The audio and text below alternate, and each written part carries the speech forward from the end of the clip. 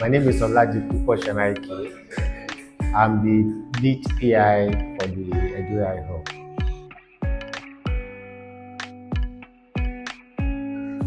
So basically, I oversee the management of the hub. I also monitor through the other PIs the projects that our partners are doing, in their different countries.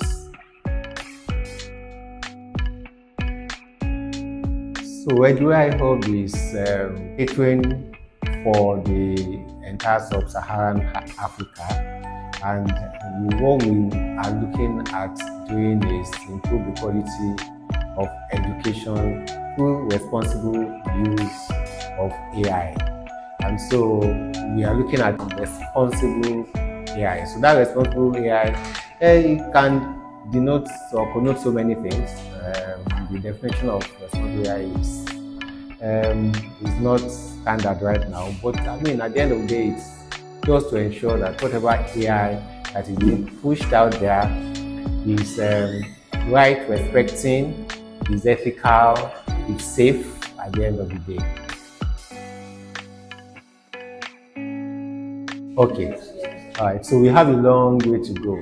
And that's because our environment, while we are using AI in some ways, we have a lot of infrastructural challenges that is limiting it. In the presentation today, it's like said it's 2% of what the research we have worldwide that we are looking at in Africa. And so, it's a very long way to go. It has the potential of affecting education, but we are not yet seeing that full potential being achieved. First is actually enlightenment, right? The more people that know about it, the better for everyone, right? Then maybe with enlightenment, not just for the populace generally, but also for policymakers.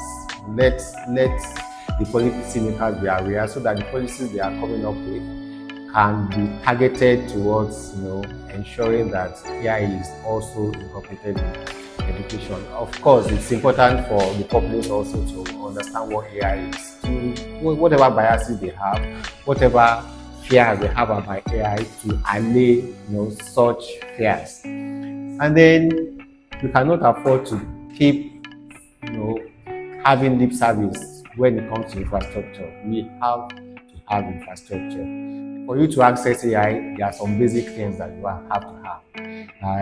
As learners, as educators themselves, for administration purposes in schools, we have to have those basic things. If you do not have internet connectivity, if you do not have devices, then your limit of the use of AI becomes, quite very limited. So, yes, policies have to be in place. People have to be empowered with the knowledge of AI, and then we need infrastructure. So currently, when it comes to trying to let the general populace know what AI is, we are actually doing that. We have a number of programs. An example is our AI Goes to Secondary School program that takes AI to schools to make sure that children actually understand what AI is, and they are better able to use and even be able to be more creative about the use of AI itself. More and more, we also try to engage with policymakers, at every point that we can, so that they can also understand AI better and possibly at the end of the day be able to influence policy. Those 2 years at the places, of course, because of the projects that we do across Africa, is also developing the manpower. Our projects are produce data sets, for example, which is scarce, that people can leverage on to also provide and do a number of innovative solutions. And so, these are some of the things that we are doing when it comes to AI, not just in Nigeria, but even in Africa.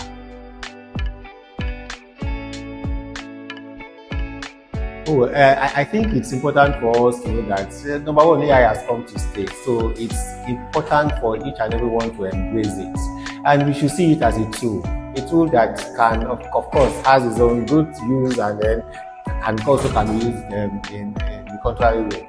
However, the more we learn about AI, the more we understand AI, the more we incorporate it into our environment, the better for each and everyone. So the word there is, let us embrace AI in education, and then it will turn out well.